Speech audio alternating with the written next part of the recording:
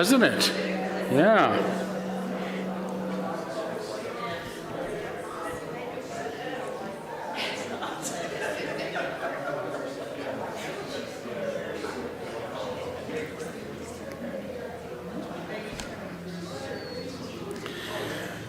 Well, thank you all for sticking around for the final presentation of this evening. Got another big day ahead of us tomorrow, but I appreciate you being here.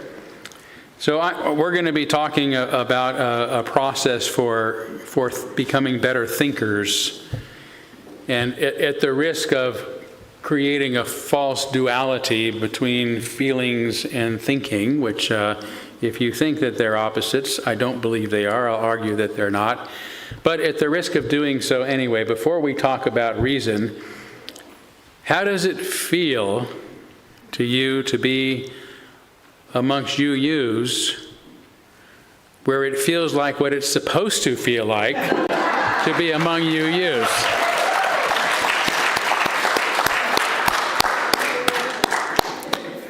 This is ultimately why NAUA exists. However we can do it, we are going to try to create the connections where we know wherever we are on this planet, in this world, that we are part of something larger than ourselves, larger than our own communities, and that we can support one another, and that we are connected. And we'll come together in different ways, in many ways, but this is why we come together. And this is the sort of feeling that I have traditionally felt, like many of us, when I have gone to Unitarian Universalist gatherings, and it feels so good. So I'll talk, let's see, good, you have me up there, all right. So Todd, when the slideshow starts, if it's all right, I'll just say next, that kind of thing. It's not going to be too difficult. But some preliminary comments. First, I want to, for our friends on Zoom, I want to be sure and thank the Zoom volunteers who have agreed to spend a lot of time this weekend hosting the Zoom meetings so that folks can participate as fully as possible in the various offerings that we have. So we're so glad always to be able to transcend the limitations of location with technology and being able to include people from other places who might not be able to travel. So those of you who are Zooming with us, and I know some people that are live streaming with us as well, we can't engage back and forth, but it's great to have all of you, and you are just as much a part of this and just as appreciated. So thanks to those of you who have worked to make this as successful as possible. By the way, I do understand there was a minor hiccup with the URL that went out for the Zoom meeting, and just a handful of you spent a little bit of time frustrated trying to figure out where the hell everybody was. By the way, Unitarians can say hell, right? I mean, I love it because you can tell someone to go to hell. You can say, God damn you. I mean, it's okay because everybody knows we don't mean it, right? We can't possibly mean it. So those are appropriate curse words. So if you were saying, they go to hell or God damn it, we're sorry. We really are. But I'm glad that everybody has made it now, and thanks for sticking with us.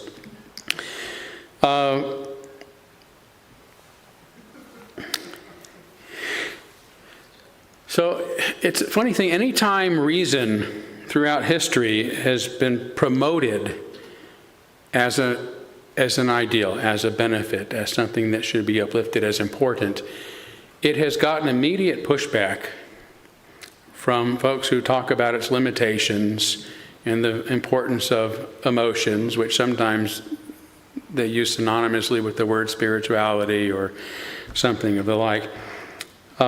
Again, I would say that thoughts and feelings are not separate events myself, but this duality really is not healthy for us. We should stop thinking if somebody's intelligent, they must not be very emotionally sound, or if they are very emotional, they must not be very smart.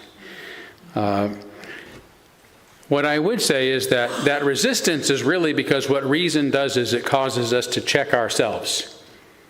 right? It's really, we want to be reasonable, we want to be intelligent, we want to be logical for our own sense of integrity. So we don't just believe whatever the hell we feel like believing, because that's the problem.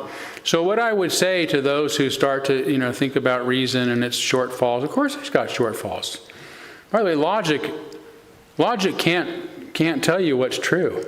Logic isn't even concerned with what's true. It's concerned with form. Is there sound reason to believe that something might be true? That's all it does for us. It's a tool. But I would ask you, is the problem with the world really today? Or is the problem today with the world?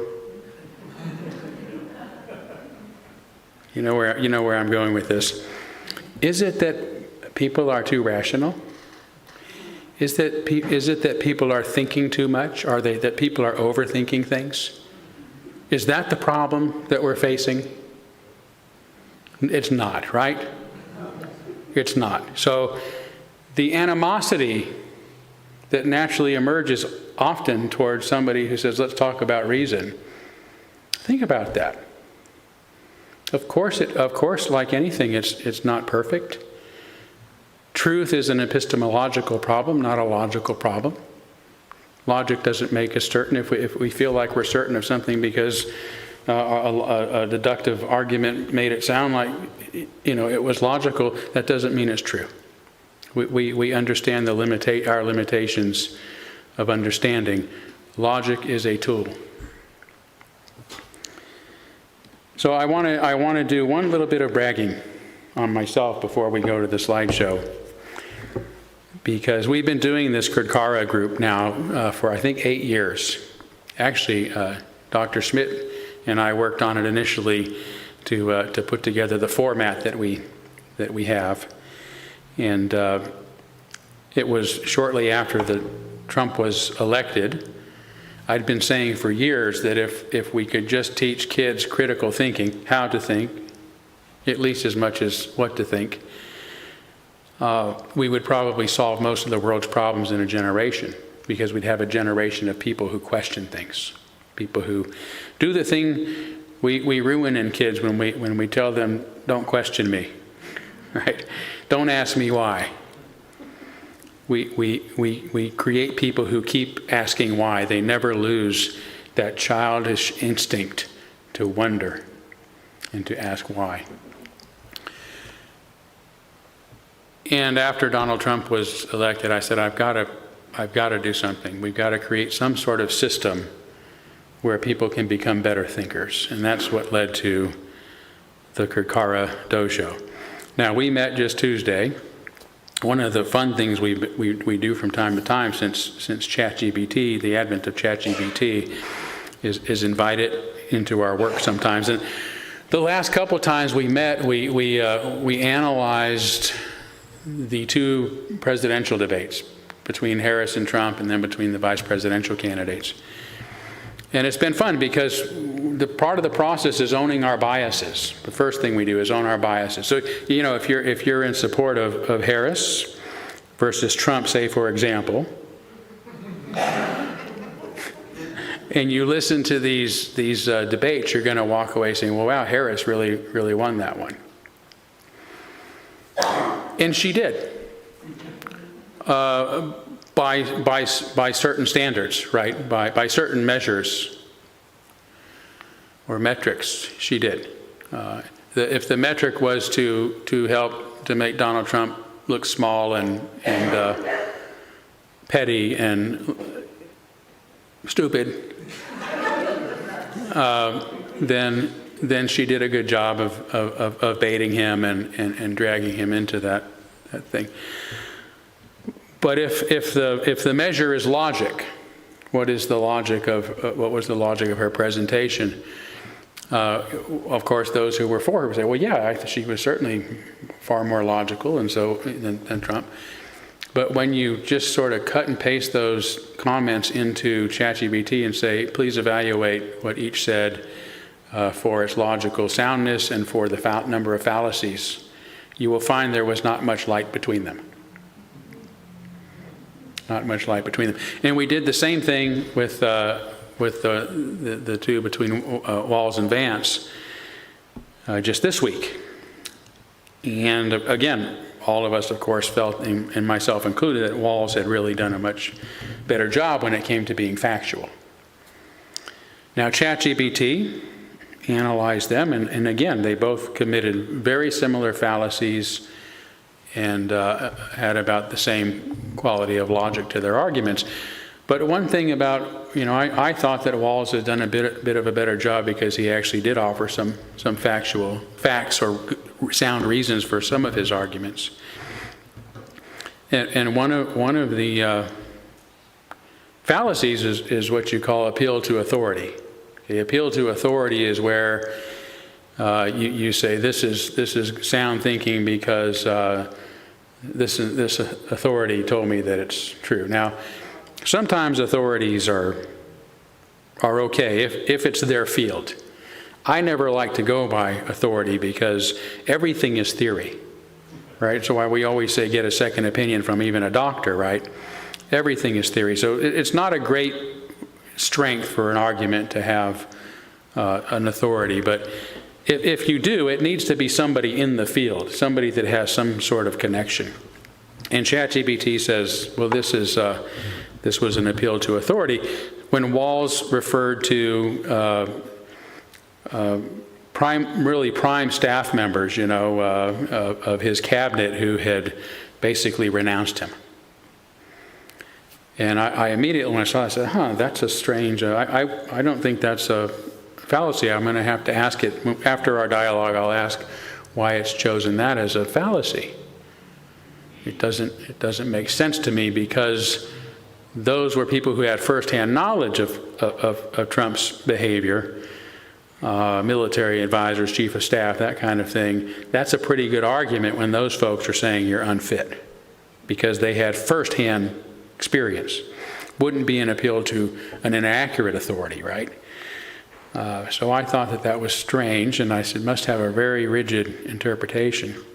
So anyway, after we dialogued, I know this is getting me a long story, and I said, so why, I'm a little confused about you saying that this was a fallacy, an appeal to authority, when these individuals Walls mentioned had firsthand knowledge of Trump, and immediately get these red letters and says, this question looks like it violates our safety policy.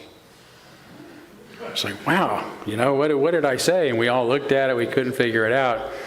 And so I said, how so? And all of a sudden it gives this big, lengthy apology for being mistaken about this. Yes, you're right. Of course, that was not a fallacy, and this does at least this portion of the conversation makes Walls perhaps the winner of this particular question. And I have to say, I just did myself. I was like so pumped. It was like beating Big Blue or Watson or something, Jeopardy or chess. I was like, I beat ChatGPT. So I really like logic, and I have a good understanding of it, and enough to perhaps occasionally befuddle ChatGPT. So let's go ahead and look at our slideshow, if we will. Next slide, please. And then just push it again. These are animated titles, so they'll come up. So hopefully you can see that. It was bigger on my screen when I made it, but it's Kerdcera Dojo, the art of being thoughtful. So what does this mean? Todd, if you'll go to the next slide. And then press it one time, if you will. And we're going to, I'll read the text in case you can't see it. Said the scarecrow, I shall ask for brains instead of a heart, for a fool would not know what to do with a heart if he had one. I shall take the heart, returned the Tin Woodman, for brains do not make one happy, and happiness is the best thing in the world. Dorothy did not say anything, for she was puzzled to know which of her two friends was right. Of course, from the Wizard of Oz. And again, this really represents this sort of sense of duality between thinking and feeling. And at Kerdcera, we really have come to discover that they are part of the same phenomenon. And I'll get into that in a little bit. But I think this is the journey all of us are on in life, is this journey that Dorothy's on, trying to figure out what should guide me. How do I know? Do I trust my instincts, my intuition, my feeling, or do I think it through? And Dorothy wisely doesn't know, and she takes both along. That's the journey. Okay, next slide, please, Todd. So the meaning of Kerdcera, there you see an image of a heart and head just about to connect to each other. Next, or if you'll just tap it. So this word is from the Proto-Indo-European language. It is not a Proto-Indo-European word. It's a hybridization of two Proto-Indo-European words that we created ourselves. So if you think of Kurd, or as in core, right? It's the word for heart. Kurd, kernel, core. This is, and the Proto-Indo-European language, of course, is connected to most of the language and some main languages that are still active today. So a lot of these roots are found in every language. So Kurd or Kerdcera, Kara is C-E-R-A. If you'll make the next, there you go. One more. So it's the root of words like cerebral or cerebellum. So when we say Kerdcera, we're talking about the heart and the head. One more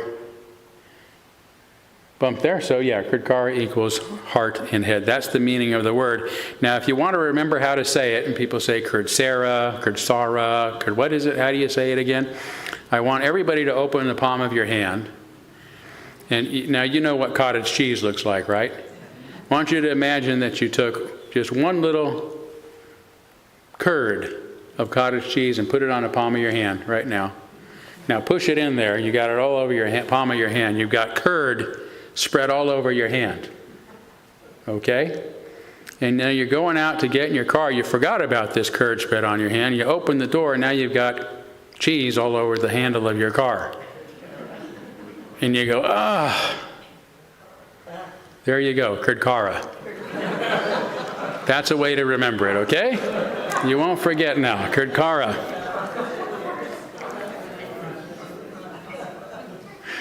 And you'll sound really smart when you see this word and you say that, because it doesn't look like that.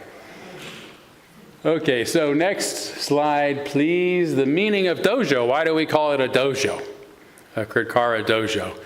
So dojo, and you can go ahead and click there you go. It's the Japanese word for place of the way, or place of practice, or place of art, way of the art. And that's pretty much what it is. This is a place for practicing something. It is not a technique that requires serial learning, right?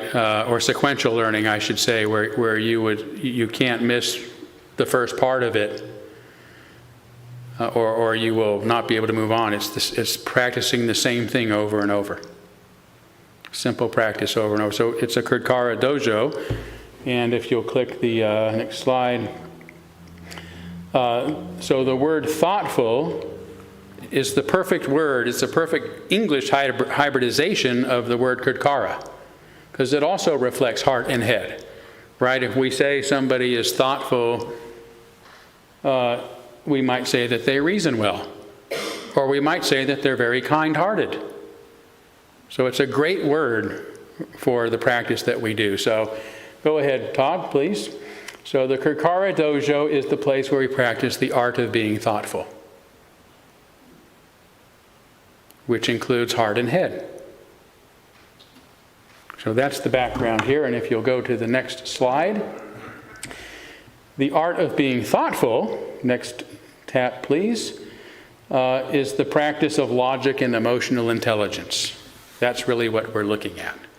How to be more rational, but also how to be more emotionally intelligent. So if you'll click the next slide, and there we go. One more. There's a bunch of different emotional states. You could probably tell what those are if we had time. So emotional intelligence, some of you know, how many of you have heard of emotional intelligence? I think just about everybody has these days.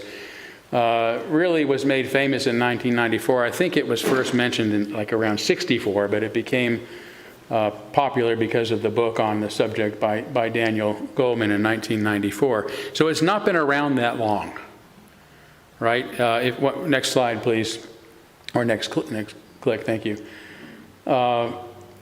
Emotional intelligence is the ability to manage our emotions well, essentially, right? To move through life and manage our emotions, and to be aware and sensitive to the emotional states of others in a productive way. That's what emotional intelligence means.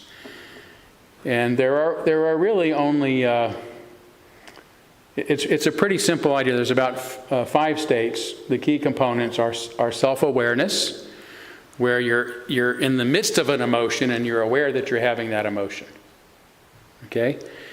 You might be angry, you might be sad. I remember, for example, when I was about to give my books away at the Unitarian Universalist General Assembly, I was scared. Now, what do you do when you're scared? What is the instinct when you're scared? Run, don't do it. Right, so it takes a little bit of intelligence to say, okay, I'm scared. But this still has to be done. I'm not acting adversely to my emotion. I'm just not letting my emotion take over here. And the same thing happened when all hell broke loose and people immediately asked, would you have done this if you'd have known this was going to happen? And I knew how I was feeling in that moment, and I said, please ask me in a month. Right? So that's emotional intelligence. You're aware you're having these emotions and they can impact you. Not that I'm always emotionally intelligent. I'm not, especially when I'm driving. Yeah. But so self-awareness, and then self-control, sometimes it's called self-modulation, is just being able to shift out of that state. Right? So one of the things we do a lot, Lynn, who leads that section of our closing section of our work, usually plays a song.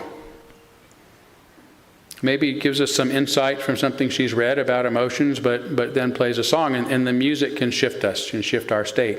Another thing is just to breathe. And that's an anger management thing, right? You shift from the sympathetic nervous system to the parasympathetic nervous system, and the sympathetic nervous system can't function when the parasympathetic nervous system has been engaged. So just taking deep breaths is a way to self-regulate. And then the social skills and the empathy. So that's where you sort of get away from your own emotional state and are able to connect well with others. And we're finding that a lot of, since Goldman's book came out, that even a lot of companies now are hiring based more on emotional intelligence than they are somebody's knowledge or skill level, because often people that can be the best at their work are the worst at relating to people. And so you want to get people who maybe aren't as sharp when it comes to skill, but know how to connect with others. And so being aware and sympathetic and empathetic is a part of it. Okay, let's look at some of the downside of emotional intelligence. If you'll click, the challenges to it. Another click, Todd. Again, it's relatively young. So the theory is there. We understand what emotional intelligence is, but there's not a lot of exercises to help us develop our emotional intelligence. We've kind of had to figure that out for ourselves. What are some of the basic things we can do to improve on these 5 different types of emotional intelligence? It's again, so for this reason, it's just more theoretical than it is practical. If you want to become emotionally intelligent, that's harder to do. There's not necessarily a book out there that says, here's what you have to do. You have to develop that yourself. So that's been a bit of a challenge for us. Next, so formal logic has been around a lot longer, at least since 2300 years ago, when it was developed by the great philosopher Aristotle. Next bump, please. And therefore, it is an extraordinarily well-developed discipline. It's had a lot of time to evolve and to be added to, and for us to understand. It's changed a little bit over the years, which is why we have Boolean logic, which helped create, the ability to invent computers. So it's going to be very practical if you'll do the next bump. Extremely practical for those who know how to use it. So let's look at its challenges. Go ahead. It's extraordinarily complicated and hard to learn. You got emotional intelligence theory down pretty quickly, right? Well, how about the 12 valid moods of deductive logic, the basic forms that allow you to determine if something is logical or not. What's the difference between deductive logic and inductive logic? And I mean, it's just imagining forms, right? So, for example, let's go ahead. Yeah, if you did know those forms and you wanted to translate an argument into logical form, you'd have to get a piece of paper and you literally would look for these different terms, and you'd decide if it's going to be a hypothetical argument or a deductive argument, and it takes forever. So we can't engage in conversations and read things and determine exactly if their form is logical or not. It would be just impractical.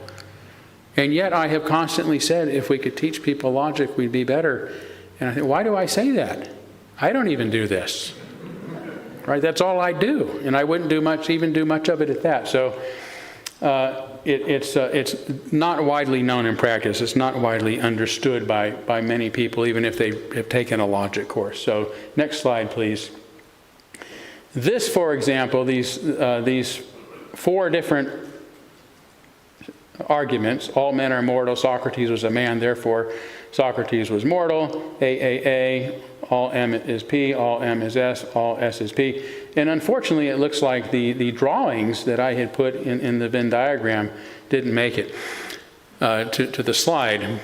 Nevertheless, those are four different ways of saying the same thing. Now, you don't have to learn that. I'm not going to talk to you about what any of that means, but you get my point, right? How can logic do us any good if we have to understand this new language? Okay, next slide. So, Kerdcerian premises are one that everyone has thoughts and feelings. Is there anybody here who's never had a thought? Right, okay. We've got one. If you stop and think about that, I think you'll find it's not true.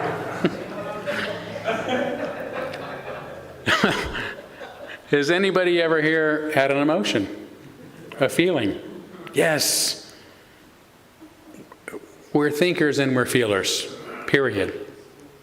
Don't fall into the duality trap. Next premise, please.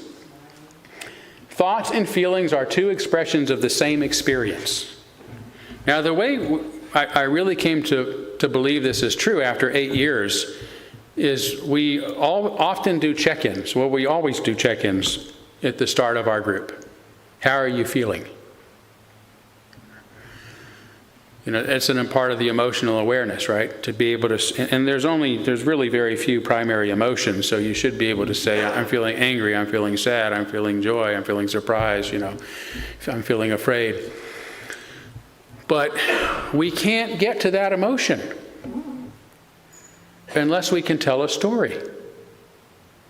We don't even know what we're feeling until we look inside and that story comes out and tells us what we're feeling. Because emotions are expressed as thoughts. And how many times have you heard a thought where it has provoked a feeling? Made you angry, made you sad, made you upset, made you happy. Right? Thoughts and feelings are part of the same process. Thoughts cause us to feel, and feelings cause us to create thoughts that justify the feeling, that explain the feeling. That's why so many people don't like logic, because so much of the thinking is emotionally driven. It is a justification of the impulse, of the instinct.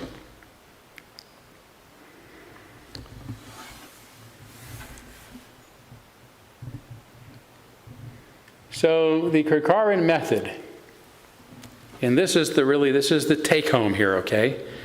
We're going to get into the process now. What is the Kerdcera method of logic? Now think about it. We had this problem with emotional intelligence where we've got this wonderfully rather simple to understand system or theory, but we have very few ways to put it into practice. We have to develop ways to develop those habits in ourselves. Logic is this 2,400-year-old, very elaborate system that now has to be distilled into a way that it's practical so that you don't have to understand that weird language to be logical. So I asked myself, well, what is it? Why do I keep saying that logic is going to save us? That logic is so important in our lives? How am I using it in a way that's beneficial? And this is the process. It's a 4-step process. It's very easy to remember. So the first thing we do is just own our biases. Hard to do. When you say to someone, when you bring in an argument or an article or something and someone reads it and you say, now what are your biases?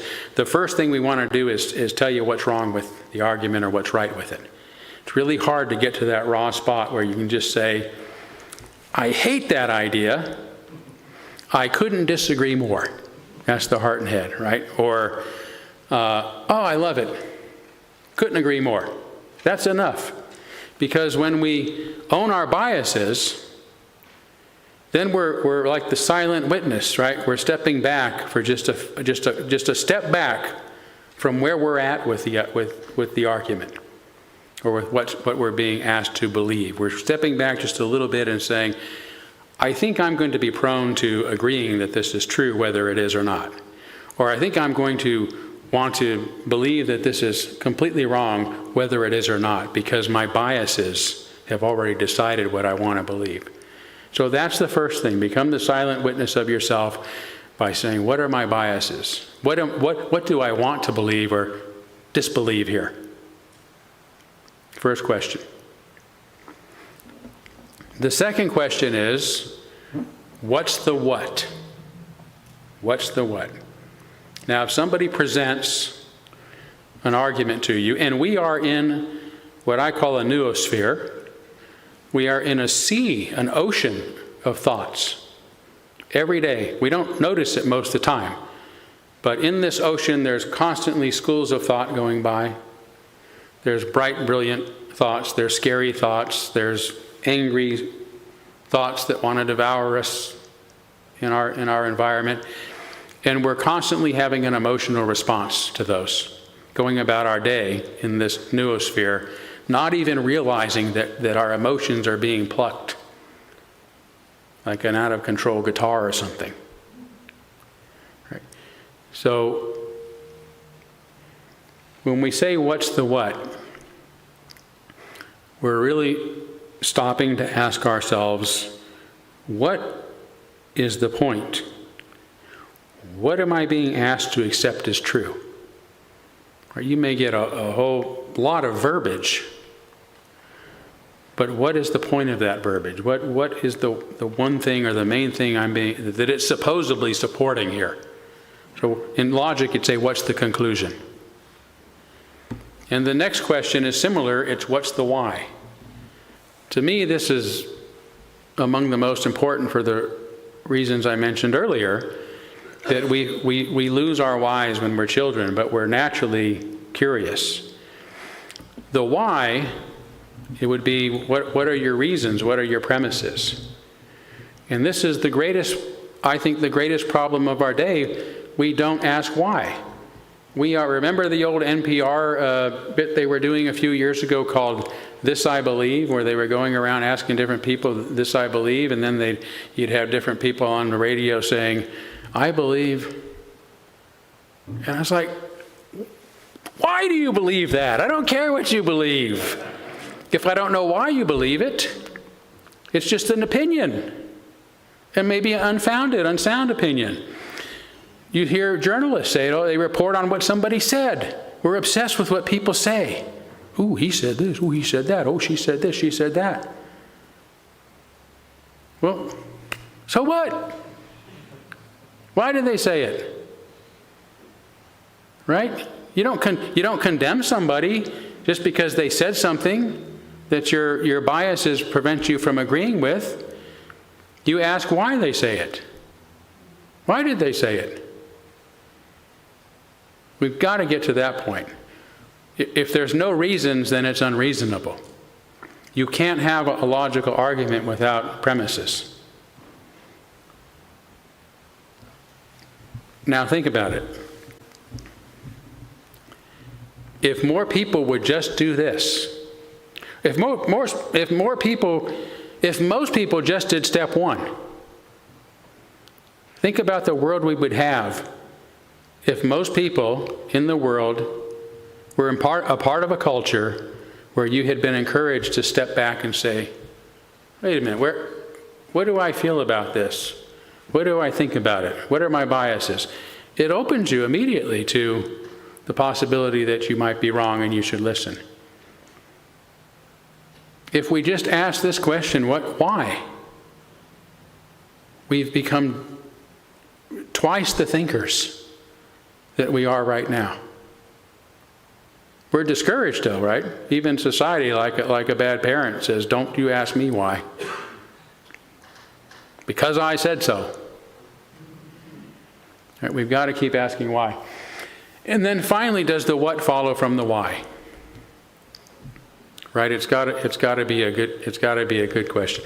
I remember when one of my nephews was very young and was going to have his first vote, he was going to vote for Donald Trump.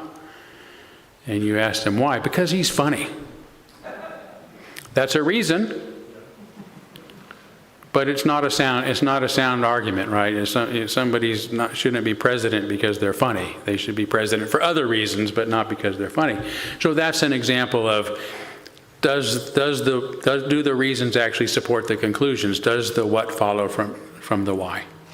That's it. That's the process. What are your biases? What's the what? What's the why? Does the what follow from the why? Now, wake up. We're going to put this into practice right now. It's going to become suddenly more engaging than the theory that I just gave you. So let's go to our next slide. So this is very common. And by the way, I'd recommend you practice this at home or with others this way. This is a letter to an editor. And I like using letters to the editor because they're brief and they almost always are trying to make a point. The question is, do they give reasons for those points? Do they give sound reasons for those points? If not, if there are no reasons in it, and sometimes there aren't, sometimes it's what I call a laundry list. Someone's just making a list of statements that are disconnected. So you don't have an argument. They're really just giving their opinions, and it's worth what it's worth. So this is one where we're going to work the process. Okay, so I'm going to read it. It was in response to a letter called "To Persuade a Reluctant Tap." I can't even read that. Oh yeah, thank you. So yeah, to persuade a reluctant tween to read, try cash. So we don't really have to know much more about the article in question at this point. We understand it was an article about somebody trying to get their teenager to read more by paying them. Okay? And remember that this is not about what's not said. That's a common fallacy where people will do red herrings or or straw men by trying to complain about what somebody didn't say. That was the first thing about my book. People, you didn't say this, you didn't say this. You didn't. That's right, I didn't say that. Got any problems with what I did say? Okay. Yeah. While I appreciate Miss Silkoff's desire to have her daughter experience the joys of reading, I seriously doubt that paying her daughter to read worked. While the monetary reward persuaded her daughter to read the book in the short term, it was unlikely to facilitate the motivation to read, which must feel like a choice and unpressured. Decades of research have shown that paying people to do things they love undermines their subsequent motivation. In paying them to complete tasks they do not enjoy, keeps the motivation tied to rewards so that they are less likely to value the activity and choose to engage in it on their own. The belief in rewards as an effective motivator is a myth. Other strategies are more likely to facilitate long-term motivation. Rewards are a simple fix that is likely to backfire. Wendy something, I can't read, Longmeadow, Massachusetts. The writer is Professor Emeritus of Psychology at Clark University and co-author of Motivation Mythbusters, Science-Based Strategies to Boost Motivation in Yourself and Others. Okay, that's an important part of the story there, right? But can we get a microphone? I should have asked for this in advance. Would somebody like to walk around with the microphone? Thanks, Peggy. Todd has the microphone. Thank you, Todd. It should be on. All right. So just hold it up, to your mouth when you talk. But what I want to do is first question, what are your biases? How does this story make you feel? What do you think? Not too much depth about what you think about it, but just trying to, are you cognitively aligned to it or not, right? So, yeah, one over here, one up front here. As a lifelong reader, I agree intentionally with the person saying that paying someone to read is not going to be as good as a motivation as if they enjoy it. And is there emotion that comes in you? What did you feel when you heard this? It's just thinking of all the happy times I had reading books. Okay, some happiness and some disagreement. Good. Great. My first feeling is I feel squeamish that someone would try to manipulate their child. So my emotion is on the side of the child. Yeah. So, yeah, is a primary, and then Joyce, and then if you'll come up here, Peg, we've got one. So I'm also a lifelong reader. I love reading. Probably read thousands of books in my life. My daughter does not like reading. She has learning disabilities, and it's very difficult for her to read. I paid her to read books. I paid her to read 177 books when she was in second grade, and I ate more pizza than a person should have to eat in their lives. But she read those 177 books, some of which she still owns, and then she later read other books, much bigger books like the Harry Potter books. So I align with the parent. I have strong parental emotions in that I was trying to get my daughter to learn to read. She still does not love reading, but she does read. So I align with the parent. So we've got almost an argument by authority in there, by personal authority. Over here to the can you, okay, well, yeah, do this, and then I don't want to leave you out because you've been. Real quick. No, go ahead. Yeah, So, no, you're good. Take your time. So I was initially agnostic on it. I will say that I very much struggled with reading, and I probably would have done better if I had had positive incentives to read when I was younger, rather than just being called stupid, which unfortunately was my experience. Down in the body, as soon as they started saying, well, paying somebody to do something they love isn't, and I was like, wait a second, as an actress, I want to be paid. Even if I love it, I want to be paid. So then I started arguing with their arguments. So that was my reaction. Fantastic. Yeah. That's self-awareness. Yes, and over here, and then we'll come back to Sunny. So, yeah. After teaching reading as a reading specialist for 20 years, I'm a little concerned about how this parent is trying to motivate the child. I would suggest that the parent let the child choose something they may be interested in reading and encouraging them by using positive language, not calling them stupid or just because you don't know this word, just skip it and go on to the next words. So let me ask you this, because, and I appreciate your response, but it's a good example to sort of to pause and get to the heart of what we're really asking here, right? So you said you felt concerned, right? So what if you were to describe that concern and an emotion? What would the feeling be? Hesitant. I know the mother is trying to help the child and trying to encourage them with money, but that's a tangible thing, and what they need is a non-tangible reward for reading. But so you had kind of a negative emotional response. We'll just put it that way. For Originally, now, right? yes. Yeah. And then ideologically, you're in disagreement with this. With right? paying somebody to do a task. Yes, you have an ideological aversion. So both in heart and head, you are feeling some aversion to this. Some, but not 100%, because nothing is ever 100%. Yeah, no, it's fine. It's fine. No, we just want to know that's really what we're getting at. So if you'll get Sunny up here and then back here. Well, maybe a little embarrassed with reading this, because recently I have 3 grandchildren. One's in college and 2 in high school. And I want them to read Heather Cox Richardson.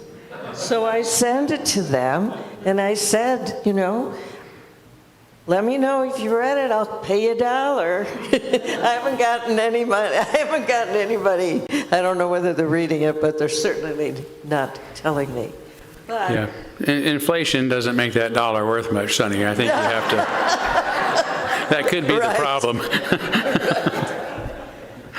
Okay, back here, if you will, and then a couple in the back. I think Candace had her hand up. Oh, I started off being very happy. I agree with her premise. And then we get to decades of research, and I think I have a complicated relationship with that. So even though I agree with her, I'm like, decades of research, and research is good, except when it's really bad. There's a lot of poor quality research. So I think it depends on the day. I'm going to try to pay attention to my reactions in the future when I see something like that research, because I think my reaction is going to vary day to day. So you're a little bit ahead of us in the process, but actually that's wonderful to hear somebody say, I started off this way and I had a shift even in the midst of reading it. It means there's already some instinctive openness to reconsidering your own biases, right? So that's great. So over here, yeah. I saw a couple of hands. Oh, there we go. I have pulled in both directions. I despise behaviorism and the effects that it's had upon education. I have also observed that the idea of, well, you just make them love reading by talking about how much fun reading is, has resulted in an illiterate population. My son had tremendous difficulty reading, and you know what? When every single sound has to be painfully decoded for 5 years straight. Talking about how great the material is really doesn't make a difference. The experience just sucks. It's closer to going to the dentist. Oh. And so I'm seeing kind of a there's either paying people to do things they love, that was not the scenario here, or paying people, it'll make them love it. No, but it might make them develop the skill. So it opens the door to later things. So I feel like the writer is missing a major situation that appears to not exist for them at all. Thank you. So the couple of things to point out here. A couple of opportunities with what you said. One is you'll notice how passionate we can become about something that we didn't care about 10 minutes ago. Right? You see what happens? An idea comes into our awareness, our noosphere, and suddenly it seems like the most important thing. And if I had had a different letter up there about a different topic, this wouldn't be meaningless to you. It would never thought about it at all, right? So, and we'll get to your hand in just a second. I just want to be sure and put it back up in a minute. The other thing I want to do is practice a little emotional empathy here, right? So the social part of emotional intelligence. So, because I didn't ask you to clarify what you were feeling, because you emoted it so well in your body language that we should be able to empathize with you. We should be able to feel. So what was the feeling here? What were you guys sensing when she was sharing her feelings with us? Anguish, frustration. Yeah, very good. And some passion too. Right? There was a lot of emotion there coming from you, and just to be able to, again, step back and look at it, say, okay, this person is really having an emotional response to this. It's very meaningful, very deep, obviously very personal. Joyce had that to some extent herself when she was talking about how this benefited her child, right? So, okay, so let's do a couple more here. Oh, I should ask the folks on Zoom too. Thank you for that. Yeah, Terry, thank you for keeping me honest here. So let's just get two more in the room here. Where'd Peggy go? Right over here to your... What about the fact that kids are different? They might work for some kids and it might not work for other kids. Well, let's get the microphone on you, okay? Because the folks on Zoom won't be able to hear you. Okay, yeah, go ahead. What about the fact that kids are different? And it might work for some kids and not work for other kids. Family situations are different. The difficulty of learning is different. So there may not be an answer. There may be several right answers. Okay, wow, that's an idea. That's an idea. But again, you're getting into the argument here, right? And so we really get pulled in to the argument rather than the process.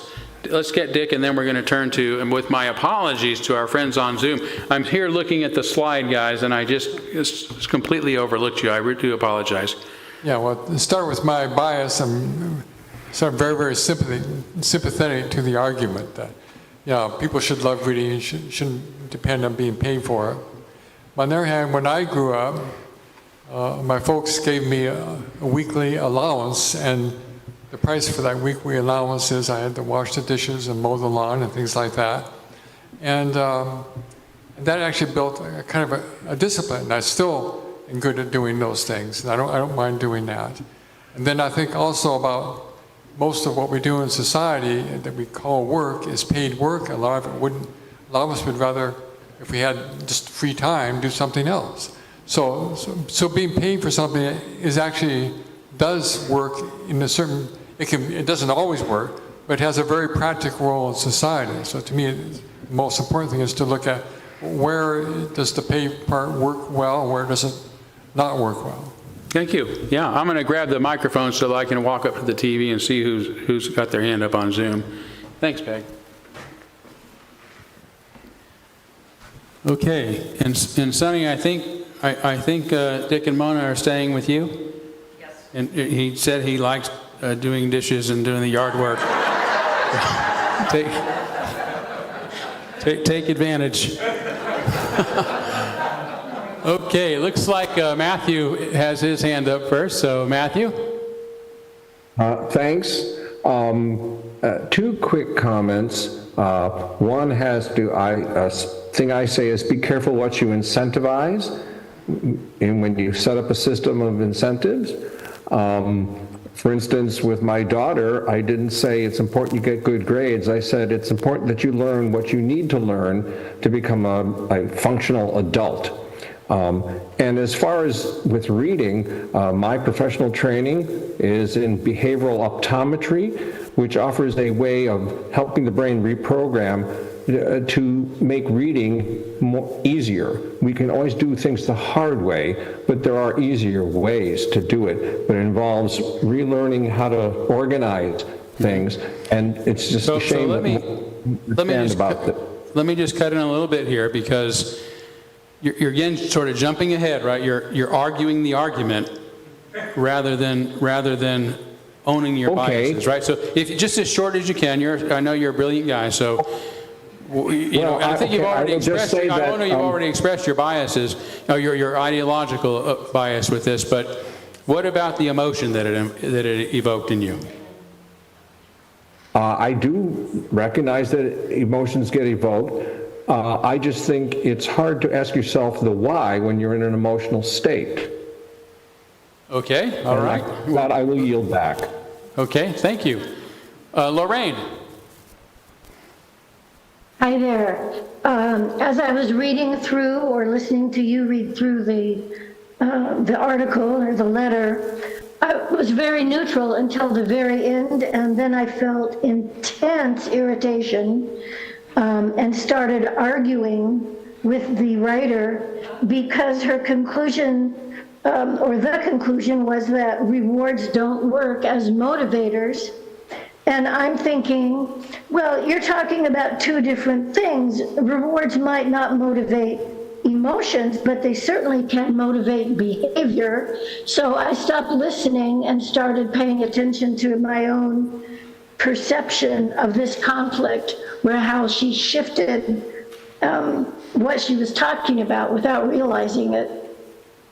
Okay, thank you. And then let's see, Robin. Yeah, hello there. This is basically just about something you said that sort of caught me by surprise a little bit and didn't entirely agree with. You at one point said, if there are no reasons, it's unreasonable, which is true. If there's no reasons at all, it's unreasonable. But the fact of the matter is there's all kinds of very unreasonable behavior that has reasons for it. There may not be good reasons, but they definitely have reasons. So I just want to make that point. And of course, I think it applies to UUA amongst others. That's very true. But again, that's why we have to look at the form, or at least ask ourselves, does the what follow from the why? And so you can have reasons, but the reasons have to actually support what you're saying. That's the difference. But thanks for making that point. And right now I want to shift to the what's the what, and we'll start with our friends on Zoom this time, since I gave you the short end of the stick the last time. But what is the main point of this? In a sentence, please, not much more than that, but what is the writer of this letter trying to convince us we should walk away believing? What is the point of the letter?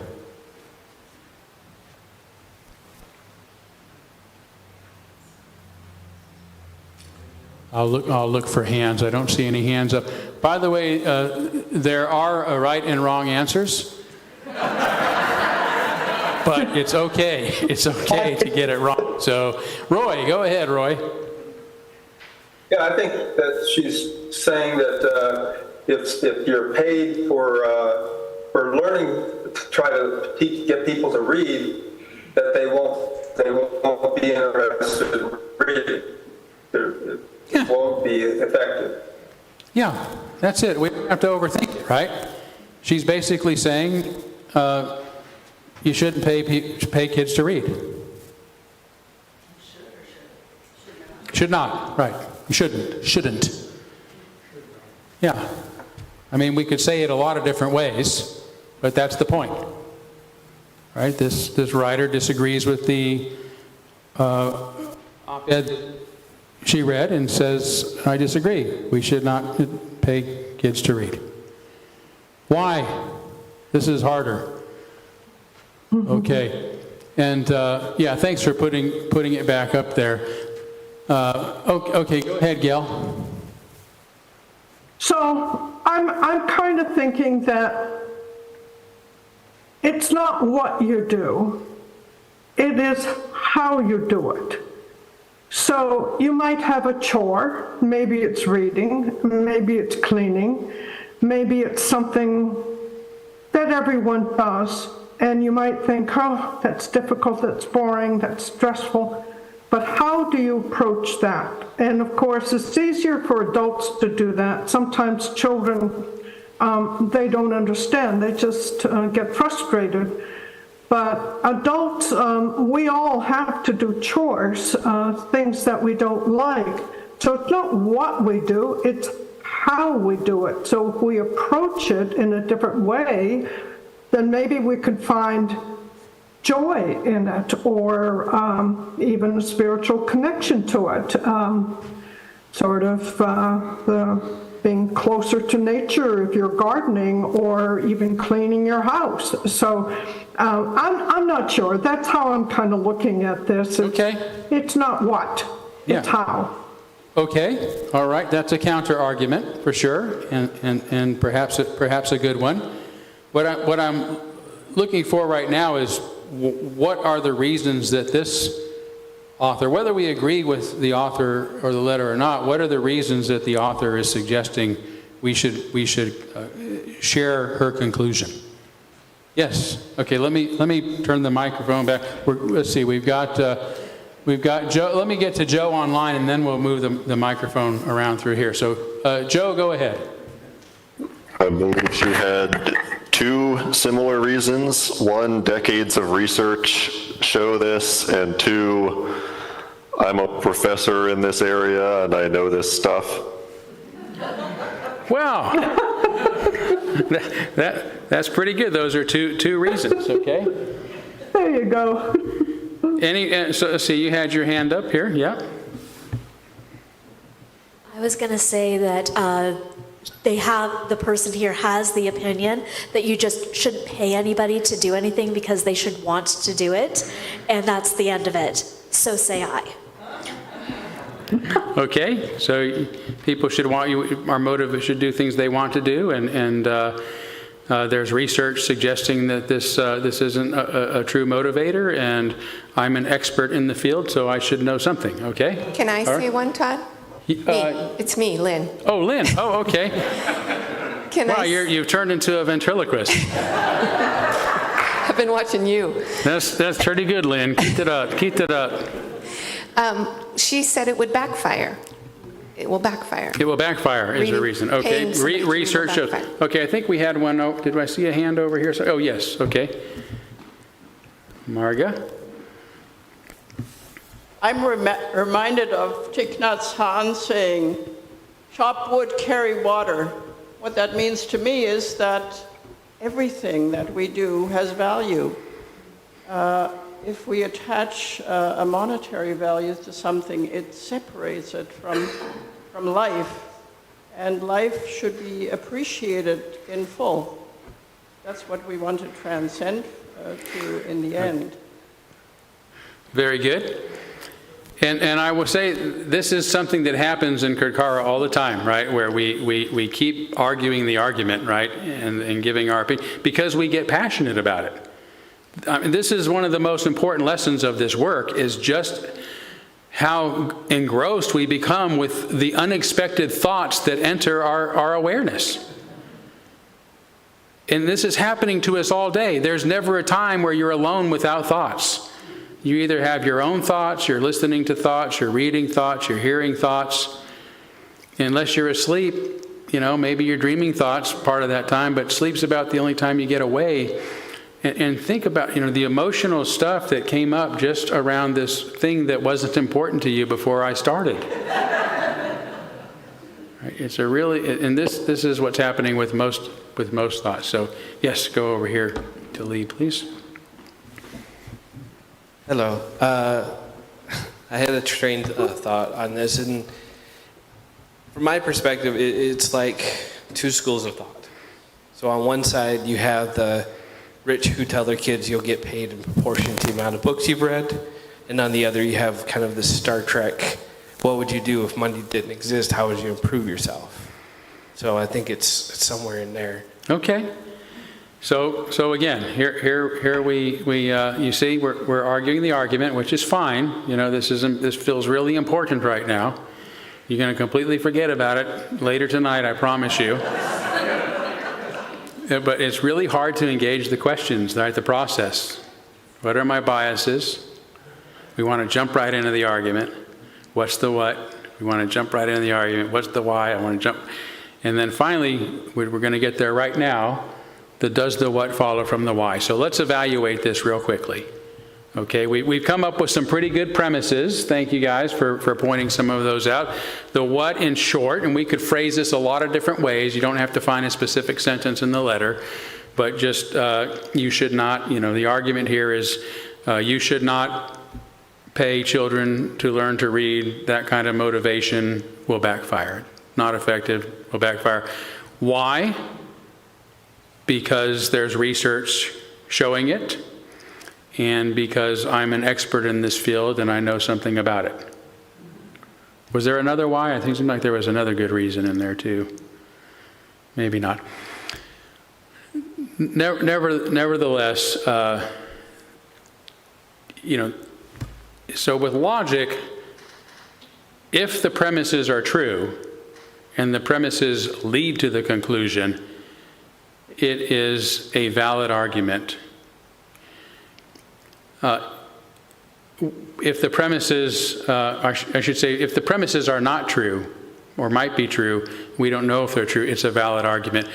If they are true, then it's a sound argument, if they support the conclusion, right? If the whys support the what, and the whys are true, then it's sound. If we don't know if they're true, they could be false and they support it, it's at least valid form. But again, the truth of it is an epistemological problem. And there was lots of questions raised here around whether or not this is true. The point wasn't really to figure out if the author is right or not. And there is some fallacy here. I mean, this author actually has some expertise in the field, so it's not a total fallacy. But it does give us pause that, one, we're not seeing the research, so we have to take the expert's word that research exists and is interpreted correctly. If we really cared about it, we'd go look it up. I guarantee you nobody here is going to do that because we don't really care about this. We'll be caring about whatever the next thought is in a few minutes, right? So, but Joyce had a comment, and then we'll start to wrap up. Oh, one more here too. Wayne has one. So I just have to, as someone background in psychology, using research on humans to say that this is true is problem. This is not physics, for instance. So, the kinds of statistics that she's looking at, are we saying that there's a correlation? That children who are paid tend to be less likely to like to read? It's not like gravity. So I think that to use social science research, and this happens all the time in society, and say, because I read a study that says this, that is in fact true, is a fallacy. Well, it could very well be. You're right. We don't know enough about this, but so far, really, all you've done is pose questions. We don't have the proof of whether or not this person actually knows what they're talking about. So we're just evaluating it on its own terms to help us through the process. I would say that if you paid your daughter to, was it 117 books, did you say? 177 books. 107. If your daughter read 177 books, whether or not she likes to read or not, that's a success. Which could be true for my daughter. So what I'm saying is with social science, and we use social science research to validate our what? To validate our logic. We often do not go along with that. The issue, the statistics, the margins of error, what is it, a correlation? So that's the problem, and social scientists do this regularly, that I'm the expert, I've seen the study, therefore this is a fact. And we have to be very careful when we're evaluating something as logic, the what is the what, to realize that in fact some things that are posited to us as fact are not fact. Well, I think that's true. And that again goes into sort of the epistemological question of how do we know? And I personally kind of agree with social science. I love social scientists, but they tend to be more philosophical than they are scientific. There are a lot of exceptions to that stuff, but a lot of times social science, what's called social science theory, is really social science hypothesis, right? And in science, you wouldn't make that mistake. So, okay, let's see if you can come over. Oh, okay, since you're right there, go ahead. And then Todd, if you'd put the Zoom back on, just so I can see if anybody has their hand up on Zoom. Yes, we do have one more there. So Oh, I was going to reference something in there, because, could I read a sentence? No, I can't. It's didn't take it Oh, off. you can't see it? All right. Yeah. Todd, if you would put it up one more time so that you can So- read the sentence. The motivation to read must feel like a choice and unpressured is an opinion that is being presented as a fact. Okay? Not necessarily supported by the evidence, even if it is true.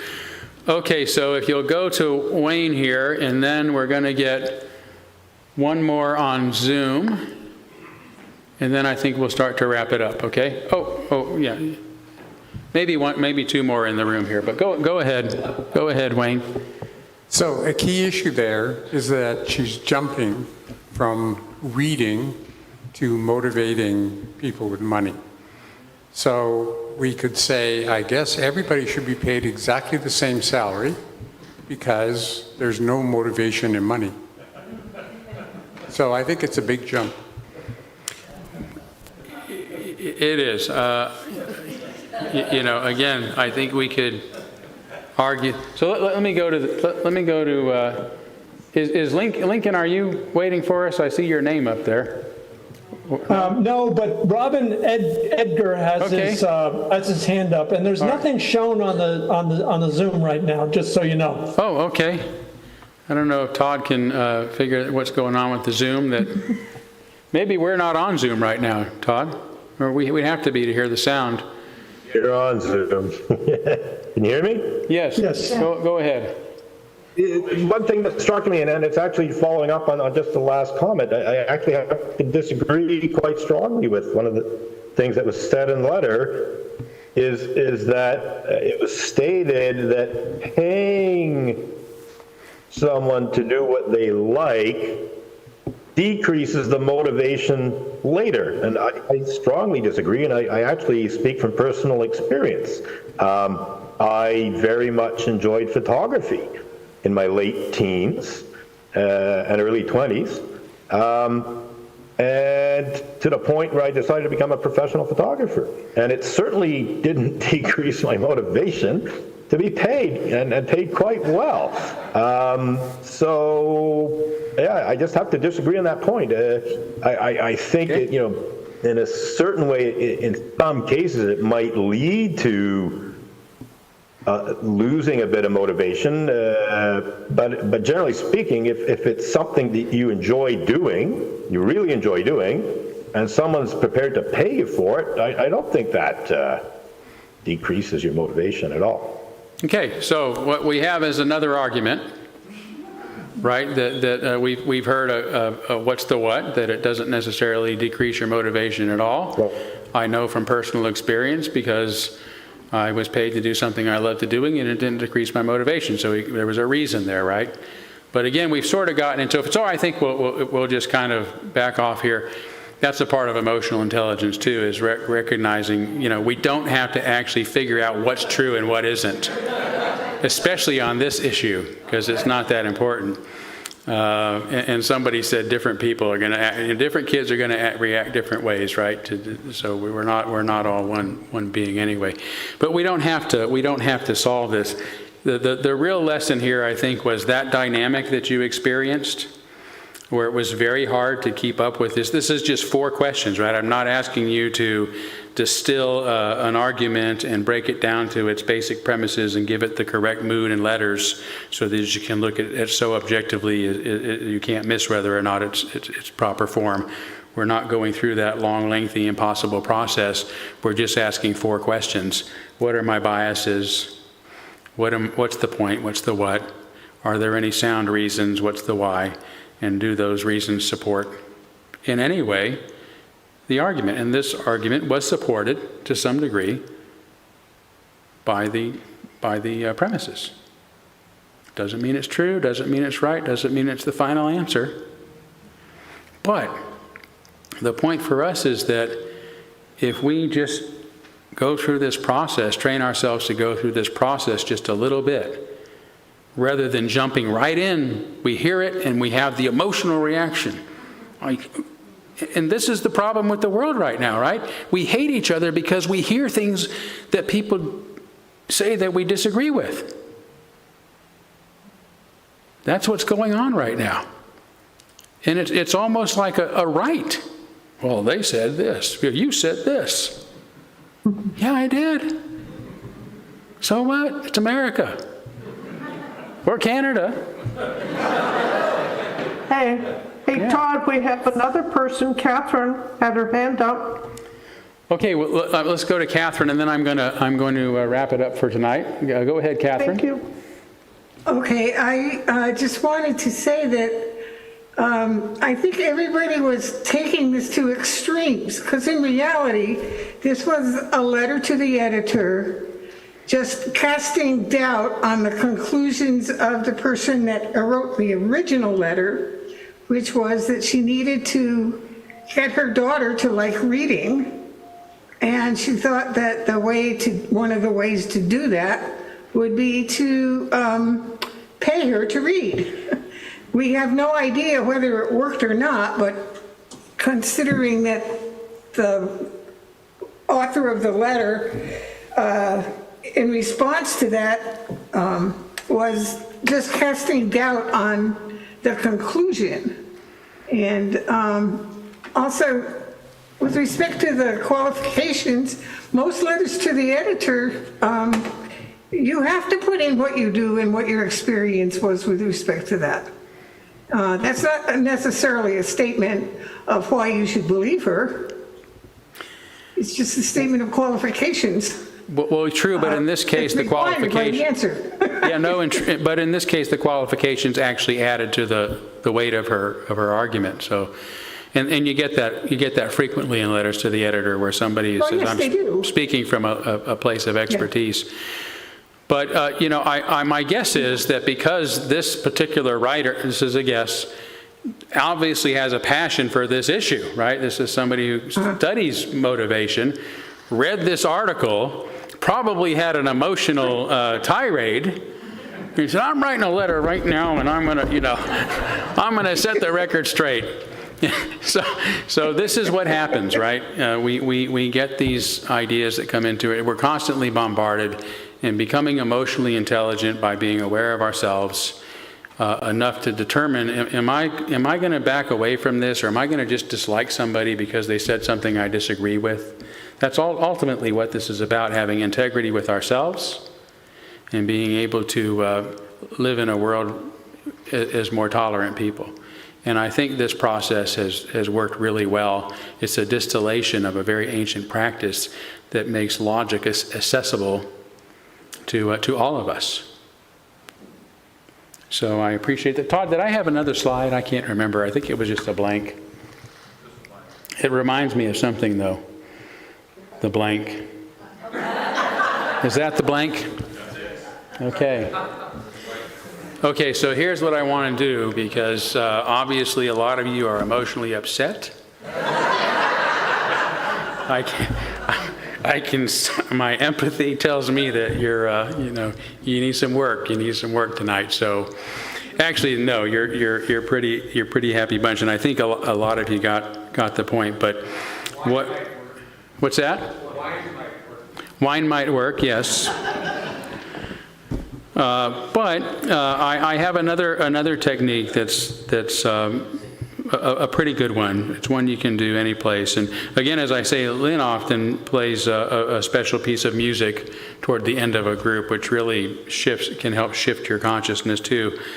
But let's say you're in a state where you're really upset about something, or any other sort of negative emotion. By the way, most of the emotions are negative. Of the primary emotions, there's only one that's truly positive. That's joy. Otherwise, in most schematas anyway, the primary emotions are fear, anger, sadness, surprise, and joy.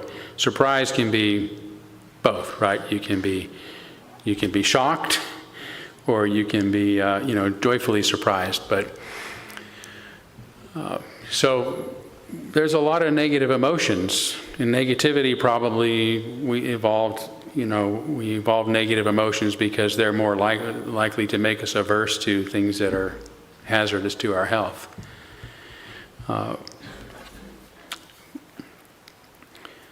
But to be able to shift from the emotional, these negative emotional states, especially if we don't want to react in a way that we'll regret, requires us to be able to self-modulate, to control our actions, but more importantly, shift out of that emotional state, self-regulate. And something that anger management does, which is pretty good, is just breathing. And so the technique that I like to use is to breathe in deeply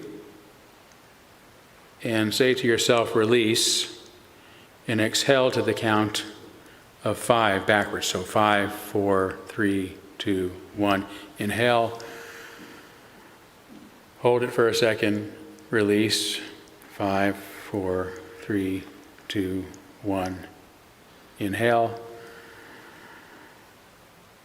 release, 5, 4, 3, 2, 1. Do it on your own.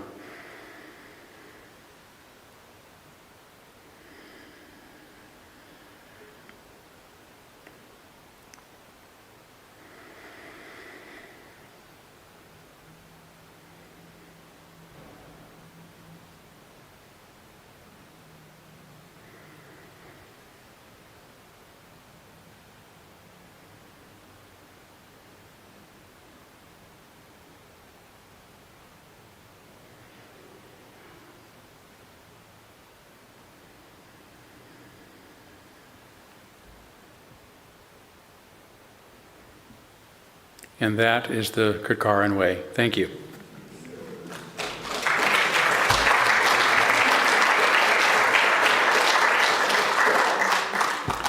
I think this concludes, does this conclude things? So I can tell folks goodbye right now for today. Hey, this concludes our first historic day ever of the NAUA Yearly Summit. Thank you. Thank you, everybody on Zoom and everyone who's live streaming with us as well. Enjoy your dinner or whatever else you're going to do this Friday evening.